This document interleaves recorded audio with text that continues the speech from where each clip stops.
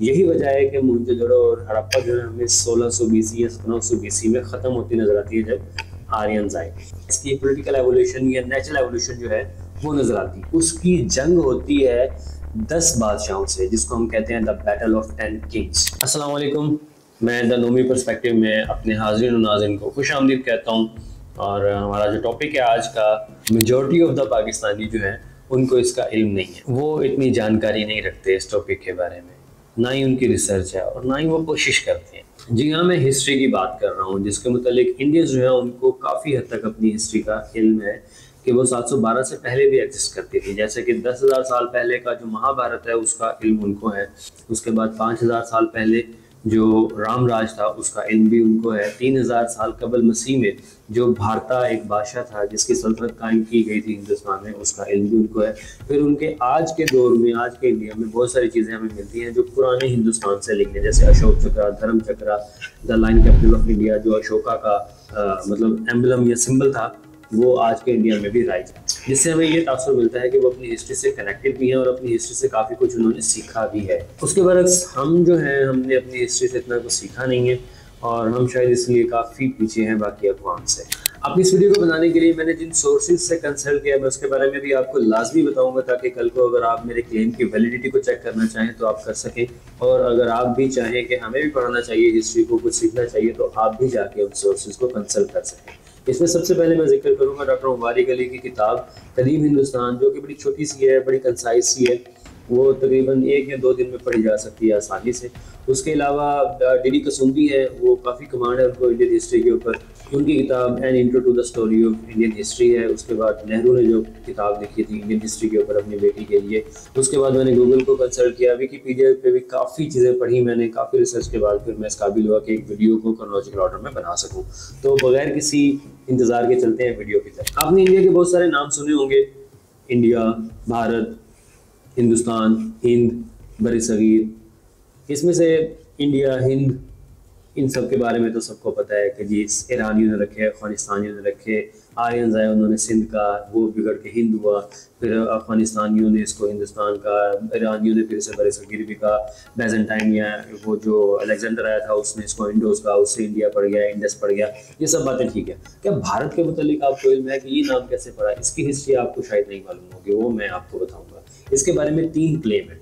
सबसे पहला क्लेम ये है कि जैन मत जो एक मजहब है, उनके जो पहले तीर्थंकर थे, द पाथ फाइंडर, इनके 24 तीर्थंकर हैं, जिनके अंदर मतलब जिस तरह हमारे इस्लाम में पैगंबर होते हैं, इनके यहाँ तीर्थंकर का कंसेप्ट था, द पाथ फाइंडर। वो 24 हैं टोटल। उसमें जो पहले है ना, ऋषभ देवा, उनका बेटा था भारता चक्रवर्ती, जिसके नाम पर ये क्लेम किया जाता है कि इस खित्ते को गंगा जमुना डेल्टा जो है भारत कहा जाने लगा। तो ये जैन मत का गिफ्ट है भारत लोगों को। और दूसरा क्लेम जो है वो है कि 3,000 साल पहले एक किंग गुजरा था, द ग्रेट किंग भारता, जिसने पूरे हिंदुस्तान पर सल्तनत कायम कर ली थी, एक सल्तनत, सेंट्रल गवर्नमेंट कायम कर ली थी, जिसकी वजह से इस एरिया को, इस खित्ते को भारत कहा जाता है। लेकिन ये क्लेम जो है इतना वैलिड नहीं है, क्योंकि 3,000 साल पहले हड़प्पा और मोहनजोदड़ो की सिविलाइजेशन जो थी वो आबाद थी, वो तबाह हुई है जब आर्यन 1700 बीसी में इंडिया के अंदर आए। और उन सिविलाइजेशन से जो हमें शवाहिद मिलते हैं वो ये बताते हैं कि इधर कोई सेंट्रल गवर्नमेंट नहीं थी। इसीलिए जो लोग बाहर से आए थे, नॉट इन्वेडर्स, लोग, फॉरेनर्स जब आए, उनके लिए बहुत आसान हुआ कि इन सिविलाइजेशंस को, इन सिटीज़ के ऊपर आराम से कब्जा कर लें बगैर किसी को मारे धाड़े या लड़ाई किए। यही वजह है कि मोहनजोदड़ो और हड़प्पा जो है हमें 1600 बीसी या 1700 बीसी में ख़त्म होती नजर आती है जब आर्यंस आए। और यही वो दूसरा क्लेम कि भारत जो किंग था 3000 बीसी में, उसने पूरे हिंदुस्तान पर हुकूमत कायम की थी, गलत होता है, साबित होता है। अब आते हैं तीसरे क्लेम की तरफ, जो कि मुझे भी स्ट्रॉन्ग लगता है और काफ़ी हद तक वैलिड भी लगता है, क्योंकि उसमें हमें जो इंडिया है इसकी पॉलिटिकल एवोल्यूशन या नेचुरल एवोल्यूशन जो है वो नज़र आती है। वो यूँ है कि एक लीडर था सुदासा नाम का, जो कि इंडस के पार वेस्टर्न साइड पर रहता था, इंडियन था, इंडिया से बाहर नहीं रहता था लेकिन इंडस के पार रहता था। उसका ट्राइब का नाम भारत था। उसकी जंग होती है 10 बादशाहों से, जिसको हम कहते हैं द बैटल ऑफ 10 किंग्स, जिसमें वो सब बादशाहों को हराता है। अब इसके मतलब 2 राय हैं कि वो बाहर से आए थे, इन्वेडर्स थे, या फिर वो मुकामी थे, लेकिन वो उनको हराता है। उसके बाद सुरखरू वो जाके जमुना और गंगा का जो डेल्टा है उसके अंदर पड़ाव डालता है, उसका जो ट्राइब है उसका नाम भारत था। इस निस्बत से उस एरिया को, नॉर्दर्न इंडिया को भारत कहा जाने लगा और उससे ही फिर ये नाम डेवलप हुआ भारत।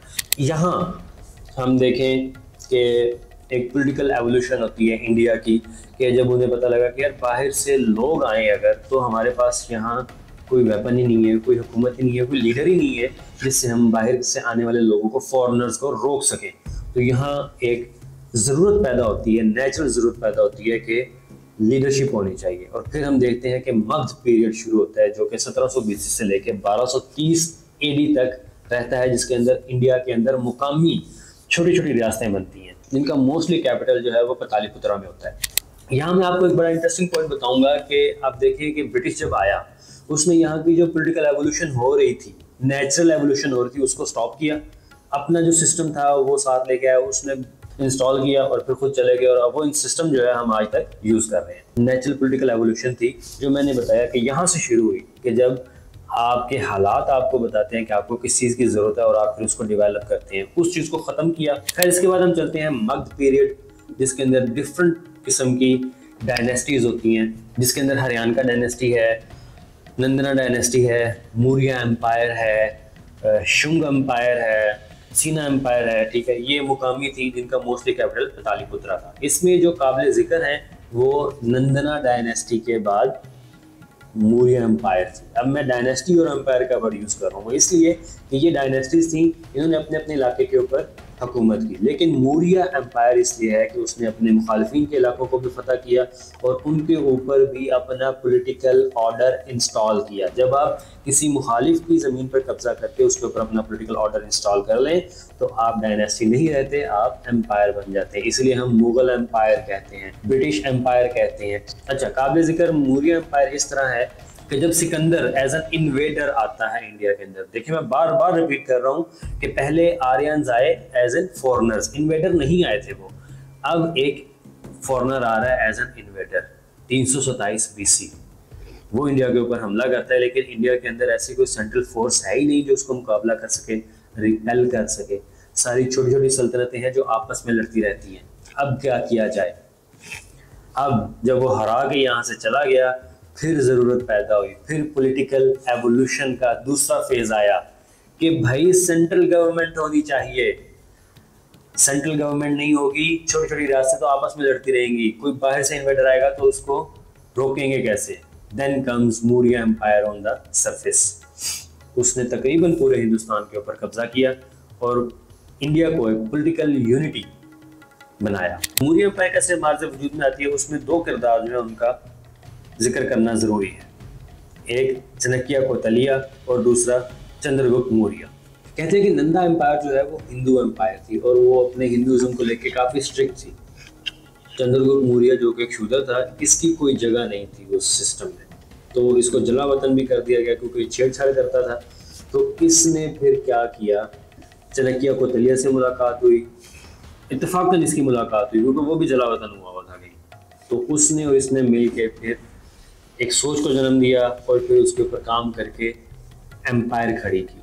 चाणक्य कौटिल्य जो है ये एक एडमिनिस्ट्रेटर था, एक बड़ा विजन वाला आदमी था।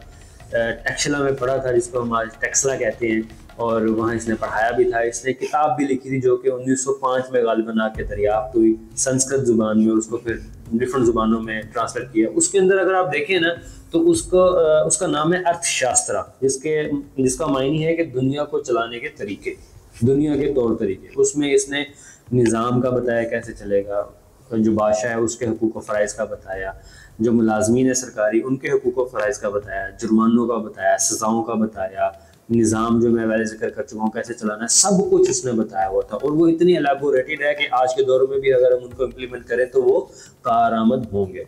खैर, ये मौर्य एम्पायर खड़ी कर देते हैं जो 320 कबल मसीह से लेके 180 कबल मसीह तक रहती है। इसमें जो चंद्रगुप्त मौर्य है वो 298 कबल मसीह वफात पा जाता है। कहते हैं कि उसने खुदकुशी की थी। उसने पहले अपने आप को ब्राह्मण में एलिवेट किया, उसके बाद उसने मजहब ही चेंज कर लिया, जैनिज्म में आ गया, और उसने अपनी सल्तनत के अंदर वो तमाम कवानीन बनाए जो निगेशन में थे नंदा एम्पायर की या नंदा डायनेस्टी की। नंदा डायनेस्टी जो थी वो मज़ाहिब के मुतालिक बड़ी स्ट्रिक्ट थी। इसने कहा कि कोई स्ट्रिक्टनेस नहीं है, सेकुलरिज्म लगा दिया, लिबरलिज्म लगा दिया मज़ाहिब के ऊपर। इसलिए जैनिज्म खुद भी अडॉप्ट कर लिया और फिर एट द एंड उसी के एक कंसेप्ट को अडॉप्ट करते हुए खुदकुशी भी कर ली। उसके बाद इसका बेटा आता है बिंदुसारा, वो इतना शायद उसको जिक्र इतना नहीं है हिस्ट्री में। उसके बाद जो लीडर आता है अशोका, वो बड़ा जिक्र है उसका उसका काफी जिक्र है, उसको द ग्रेट अशोका भी कहा जाता है।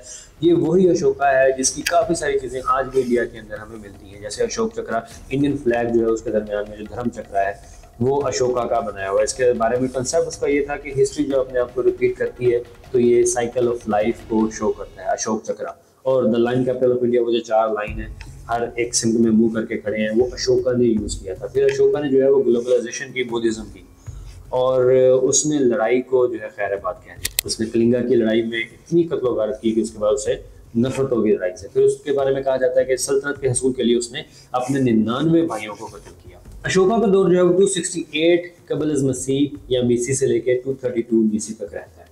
इसको द ग्रेट अशोका कहा जाता है। और हाँ, एक और लीडर इंडियन हिस्ट्री में गुजरे हैं अकबर, जलालुद्दीन मोहम्मद अकबर, जिनको द ग्रेट अकबर भी कहा जाता है और जिनको द सेकंड अशोका भी कहा जाता है।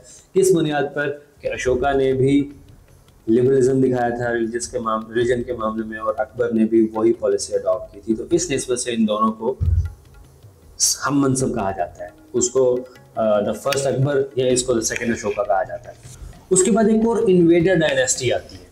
इसने जो है आके हुकूमत की 30 AD से लेके 375 AD तक, जो कि कुशन डायनेस्टी के नाम से मशहूर है। उसका जो एक लीडर है अहम, वो है कनिष्क, जो कि अशोका की पॉलिसीज के ऊपर ही चल रहा था। उसने भी काफ़ी काम किए आर्ट के ऊपर, कल्चर के ऊपर, डेवलपमेंट ऑफ द पीपल के लिए। अमन रहा उसके दौर में काफ़ी हद तक। उन्होंने भी मजहबी पॉलिसीज जो थी वो बिल्कुल वही अडॉप्ट की जो अशोका ने की थी। इन्होंने भी बुद्धिज़्म को अडॉप्ट किया था। और फिर उसके बाद जो काबिल ज़िक्र एम्पायर है वो गुप्ता एम्पायर है। गुप्ता एम्पायर जो है वो नेटिव एम्पायर थी फिर दोबारा, और उनका जो कैपिटल था वो भी पाटलिपुत्रा था। और उसके अंदर जो काबिल ज़िक्र लीडर्स हैं वो है समुंदर गुप्ता, कुमार गुप्ता। समुंदर गुप्ता वो है जो 3rd सेंचुरी के अंदर कहीं थे। उन्होंने समुंदर के ऊपर जो ट्रैवल करना था उसके ऊपर पाबंदी लगा दी, और यही वो पॉइंट है जहाँ अरब जो है वो रेलिवेंट हो। ये हिंदू डायनेस्टी थी प्योर, और इसमें ब्राह्मण जो थे उनको दोबारा रेलिवेंट किया गया कि तमाम मज़ाहिबी अमूर के लिए आपको ब्राह्मण से कंटेक्ट करना पड़ेगा, उसके बगैर आप जो है अपने मज़ाहिबी सरंजाम नहीं दे सकते।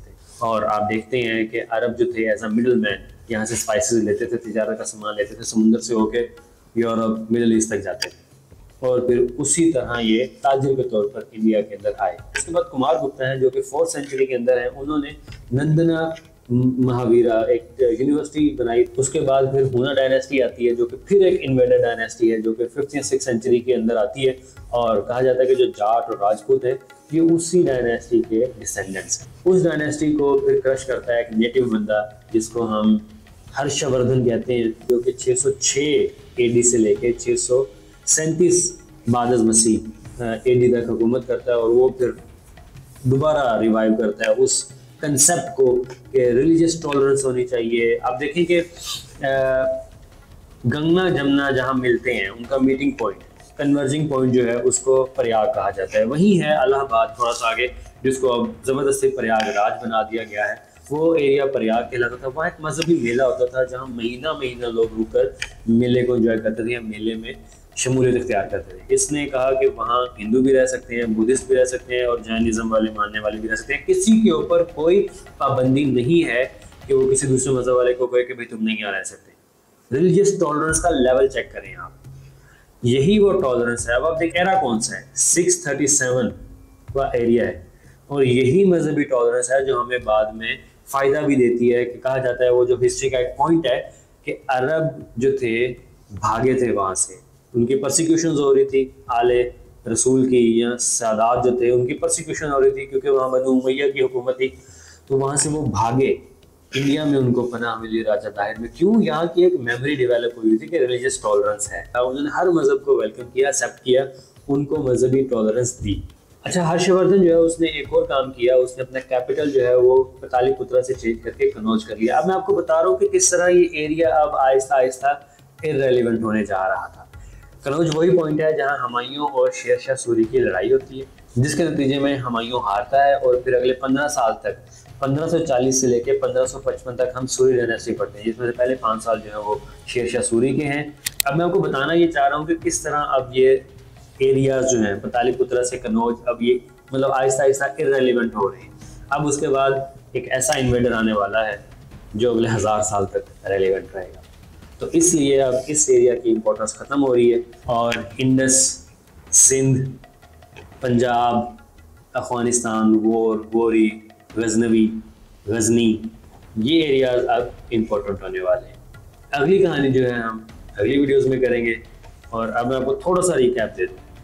10,000 BC Mahabharat, 5,000 BC Ramraj, 3,000 BC भारता या हड़प्पा या मोहनजोदड़ो, 1700 BC आर्यंस आते हैं। उसके बाद मगध पीरियड है जिसमें छोटी छोटी एम्पायर्स बनती हैं। 327 BC अलेक्जेंडर आता है और जरूरत होती है कि सेंट्रल गवर्नमेंट हो। मौर्य एम्पायर आती है जो कि खत्म होती है 185 BC में। उसके बाद जो है शुंगा डायनेस्टी आती है, वो इतनी इंपॉर्टेंट नहीं है। उसके बाद एक और इन्वेडेड डायनेस्टी आती है कुशन, वो 30 AD से लेके 375 AD तक रहती है। उसका खात्मा होता है तो फिर गुप्ता एम्पायर आती है जो कि 5th या 6th सेंचुरी तक रहती है। उसके बाद हुन्स आते हैं, वो उनको डिफीट करते हैं। हुन्स को डिफीट करता है हर्षवर्धन सॉरी उनको डिफीट करता है जो कि 606 से लेके 637 तक रहता है।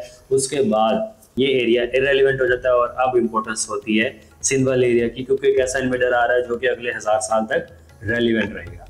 तो ये था रिकैप एक छोटा सा हमारी वीडियो का। अगर आपको मेरी वीडियो पसंद आई हो तो लाइक कीजिएगा, शेयर कीजिएगा, सब्सक्राइब कीजिएगा और मुझे बताइएगा कि आपको इसके अंदर क्या अच्छा लगा, क्या बुरा लगा। शुक्रिया, अल्लाह हाफिज़।